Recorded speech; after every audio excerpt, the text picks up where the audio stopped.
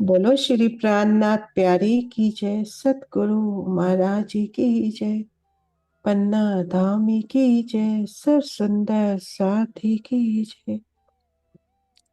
प्रणाम जी सुंदर साथ जी, आप सभी सुंदर साथ जी के धाम हृदय में विराजी।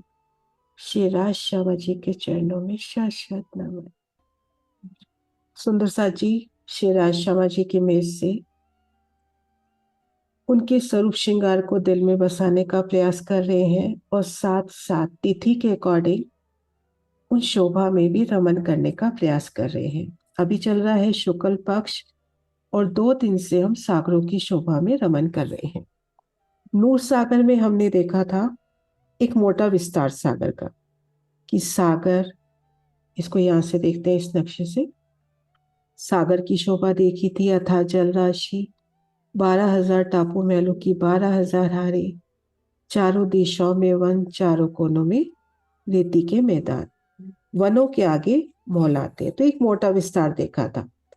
फिर हमने कल नीर सागर के दिन देखा था कि जो मध्य 12,000 टापू महल की 12,000 हारे हैं, जैसे इसमें से देखते हैं हम, जैसे ये 12,000 की 12,000 हारे, इसको हम यहां से लेंगे तो इसके ठीक मध्य एक टापू महल और आता है। सुंदर सा जी, ये जो सेंटर पॉइंट है ना, इस सेंटर पॉइंट पे एक टापू महल और है, तो इसकी शोभा हमने देखी थी। ऐसी जब हम महाबिलंद हवेलियों की बात करेंगे तो वहां पर भी हवेलियां 12,000 की 12,000 हारे तो है ही सही, उसमें एक और प्लस है। यहाँ पे 12,000 नहीं, 12,000 की 12,000 हारे तो है ही सही, उनमें एक और प्लस है ठीक इस सेंटर पॉइंट पे, और इसमें जाता है जल का स्रोत। तो ये शोभा हमने कल देखी। तो धनी के मेल से कोशिश ये करेंगे कि हम इन 6 दिनों में, आने वाले 6 दिनों में सागर का पूर्ण विस्तार समझ पाए। हर दिन एक एक शोभा को लेंगे। तो हमने ठीक मध्य टापू महल की शोभा देख ली, 12,000 की 12,000 टापू महल, वो शोभा देखी।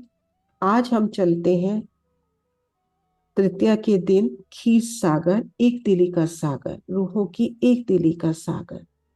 यहाँ पे संपूर्ण शोभा जैसे कि अपने को नजर भी आ रहा है, सुंदर पुखरा जी आभा लिए, जल की झलकार भी पुखरा जी आभा लिए, टापू महल भी पुखरा जी आभा लिए, चारों दिशाओं में वन, रीति के मैदान, संपूर्ण शोभा, पशु पक्षी, वन मोहलाते सभी पुखरा जी आभा लिए।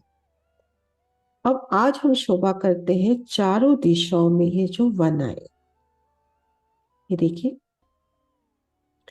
सागर, सागर को घेर के सबसे पहले हम ये देखेंगे पीले रंग की पाल आई है। पाल की सुंदर शोभा में हमने पहले दिन रमन किया था कि धनी पाल पर कदम रख के आगे बढ़ गए हैं, वो शोभा देखी थी। अब पाल के आगे हम देखेंगे यहाँ पर है 12,000 वन, 12,000 वनों की 12,000 हारे, और इधर अपने पास 12,000 वन, और ये वन अपने को सीधा हवेलियों तक पहुंचाते हैं। ये देखिए आगे हवेलियां। तो सागर की एक दिशा में, थोड़ा जूम कर रही हूँ, एक दिशा में जैसे यहाँ पे 1, 2, 3, 4, 5, 5 चांदनी चौक नजर आ रहे हैं अपने को। ऐसे अपने को सागर की एक दिशा में 12,000 वन और 12,000 चांदनी चौक के रास्ते, जैसे हम अमृत वन में से आते हैं, पाट घाट को पीठ देख के अमृत वन में से आते हैं ना, सुंदर एक रास्ता मिलता है जो हमें चांदनी चौक पहुंचाता है। ऐसे ही इस पाल को पीठ देख के हम चलेंगे इन रास्तों से, और ये हमें पहुंचाएंगे महाबिलंद हवेलियों तक। पाटघाट से सुंदर साजी चलिए, मध्य अमृत वन की रोज अपने को चांदनी चौक पहुंचाती है, और चांदनी चौक से हम पहुंचते हैं रंग महल। यहाँ पर ये रोज हमें पहुंचाएगी चांदनी चौक, और चांदनी चौक से चारों दिशाओं में जो महाबिलंद हवेलियां आई है वहां तक पहुंचेंगे। तो चारों दिशाओं के इन वनों की शोभा देखी, महाबिलंद वन, हर दिशा में 12,000 वन, सुंदर पीली आभा में, पीली आभा में भी कई रंग झिलमिला रहे होंगे। 12,000 चांदनी चौक की रोज से, ये देखिए ये रोज से चांदनी चौक की हो गई, और ये रोज से होगी रेती की। मतलब हर दिशा में अपने को 24,000 रास्ते मिल रहे हैं। और 24,000 ही अपने को जल चबूतरे पे उतरती सीढ़ियां, या आसान शब्दों में कहे 24,000 घाट हर दिशा में। तो उस विस्तार को महसूस करें और धनी की मेहर से हम खुद को पहुंचाए खीर सागर में। खीर सागर आया कहाँ पर है, ये देखिए, नैऋत्य कोण में। खीर सागर नैऋत्य कोण में एक दिली का सागर। इस सागर में खुद को पहुंचाए चारों दिशाओं में महाबिलंद वन, सुंदर रोज से, चांदनी चौक वाली रोज से, रेती की रोज से। और एक एक वन, एक एक वृक्ष की शोभा देखेंगे तो आसमान छूती हुई 12,000 भूम, और एक एक भूम में 12,000 भूमि समाये। ये देखिए वलसाड सुंदर साथ की सेवा, ये देखिए, ये वन देखो अपने को महाबिलंद हवेलियों तक पहुंचा रही। भूमभर की सीढ़ियां चढ़कर महाबिलंद हवेलियों में जाइए। और इन वृक्षों की डालियां जल चबूतरे तक आती हुई, एक एक वृक्ष का विस्तार, तो सुंदर शोभा, महाबिलंद वन आसमान छूते। तो जिस तरह से हमने ये रोशनी देखी यहां से, है ना, यहां से देखिए, हम पाल से चले, चांदनी चौक से चले, चांदनी चौक की रोज से तो हम चांदनी चौक पहुंच रहे हैं। आगे भूम पर की सीढ़ी चढ़कर महाबिलंद हवेली। इन रेती के रोज से चढ़ते हैं तो यहाँ भी भूम पर की सीढ़ी चढ़कर महाबिलंद हवेली। तो इस तरह से, लेकिन रेती रोज 3 सीढ़ी नीचे आएगी पाल से, और चांदनी चौक की रोज एक रूट मिलान करती आएगी। जैसे रंगमहल से आप चलो, वनों से होके चलोगे तो 3 सीढ़ी उतर के चलोगे, मध्य रोसों से चलोगे तो सीधा पहुंच जाओगे पुखराजी रोज पर। ऐसे पाल से चलोगे तो सीधा पहुंच गया चांदनी चौक, चांदनी चौक वाली रोड से। रेती रोड से चलेंगे तो 3 सीढ़ी उतरकर फिर 3 सीढ़ी चढ़कर आगे भूम पर ऊंचा चबूतरा। ऐसे ही हम बाहर की तरफ से जब आते हैं, इसको इस लक्ष्य से, बस सुंदर सा जी 2 मिनट और लूंगी। ये देखिए, जब बाहर से हम आते हैं तो चांदनी चौक वाली रोड से आ रहे हैं तो सीधा ही भूमभर की सीढ़ी मिली। यहां से आएंगे तो 3 सीढ़ी चढ़कर फिर भूमभर की सीढ़ी, तो भूमभर ऊंचे चबूतरे पर चढ़े। फिर मध्य त्रिपोली से होते हुए हमने इस महाबेलत हवेली को पार करना है।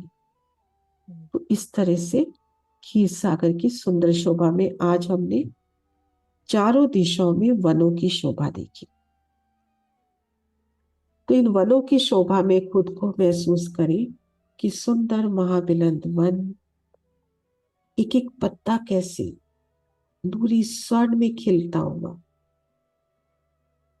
और जब आप इन वृक्षों के नीचे पहुंचो तो वृक्ष भी तो आपके आशी, और उनके पत्ते नीचे आकर आपके आभूषण बनते हुए, गले का हार, माथे की बिंदियां सजती हुई, वही पत्ते आपको श्रृंगार सजाते हुए। और यहाँ पर धनी का श्रृंगार, उनके नखों का नूर, वो आगे बताएंगी शीतल बहन। बोलो श्री प्राणनाथ प्यारे की जय, श्री सतगुरु महाराज की जय। क्यों दूं नमूना नख का, इन अंगों नख का नूर, देत न दिखाई कछुए, जो होवे कोटक सुर। इस पे श्री महामती जी की आत्मा हमें कहती है, हमें संबोधित करते हुए बताती है कि मैं इस नश्वर तन से, नश्वर तन की बुद्धि से, जीवा से, मैं अपने प्राण वल्लभ, अपने प्राण प्रीतम के नख के नूर का वर्णन करूं तो कैसे करूं, क्योंकि मेरे प्राण वल्लभ, मेरे अक्षातीत तो शब्दातीत है। कोई ऐसा शब्द बना ही नहीं जिससे मैं अपने प्रीतम के नख के, एक नख के नूर का भी वर्णन कर सकूं। उसकी तुलना कर सकूं, उसकी उपमा दे सकूं। पर यहाँ का मसाला लेकर श्री महामती जी बताती हैं कि इस ब्रह्मांड में एक सूर्य ही ऐसा है जिसका प्रकाश पूरे ब्रह्मांड को रोशित करता है। पर मेरे प्रीतम, मेरे नूर जमाल, मेरे धनी के नख का नूर इतना तेज है, इतना तेज है कि करोड़ों सूर्य भी अगर उसके सामने आ जाए तो उस प्रकाश को भी मेरे प्रीतम के नख का नूर उसे निस्तेज कर देता है, उसे धूमिल कर देता है। ऐसे ही मेरे प्रीतम, ऐसे हैं मेरे धाम धनी सुंदर साथ जी। हमने इल्म से तो अपने प्रीतम की शोभा को, उनके रूप को, उनके श्रृंगार को, उनके स्वरूप को जान लिया। अब समय है इश्क का। जैसे आज हमने पढ़ा इस चौपाइयों में कि इल्म और इश्क एक दूसरे के पूरक हैं। इल्म के बिना इश्क आ ही नहीं सकता। हमारे धनी ने अपना मार्फत ज्ञान, अपना पूरा इल्म हमें दे दिया। अब इश्क की बारी हमारी है। इश्क तो हमें लाना है,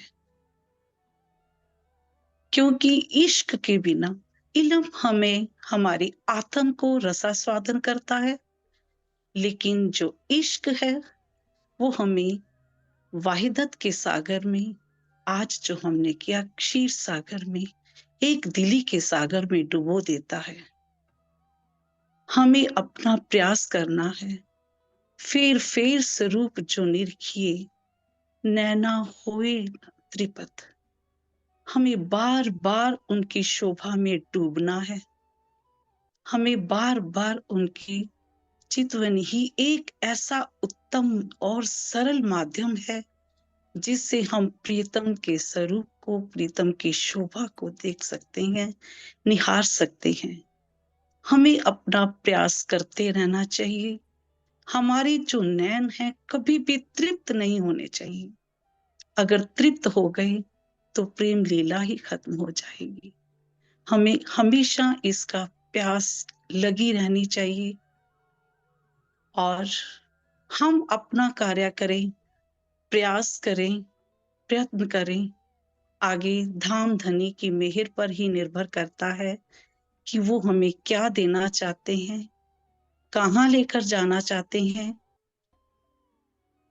इल्म या इश्क या दोनों, ये धनी की इच्छा पर ही निर्भर है। हमें अपने हमेशा चितवनी में डूबे रहना चाहिए, डूबे रहना चाहिए। प्रणाम जी। प्रणाम जी शीतल बहन, बहुत सुंदर। चौपाई दोहरा दो। क्यों देव नेमोना नख का, इन अंगों नख का नूर, देत ना दिखाई कछुए, जो होवे कोटक सूर, जो होवे कोटक सूर। प्रणाम जी। प्रणाम जी। सुंदर साथ जी, आज इन चौपाई को श्रृंगारित करने की सेवा कृष्णा दीदी की। प्रणाम जी। सभी सुंदर साथ जी के चरणों में शत शत नमन।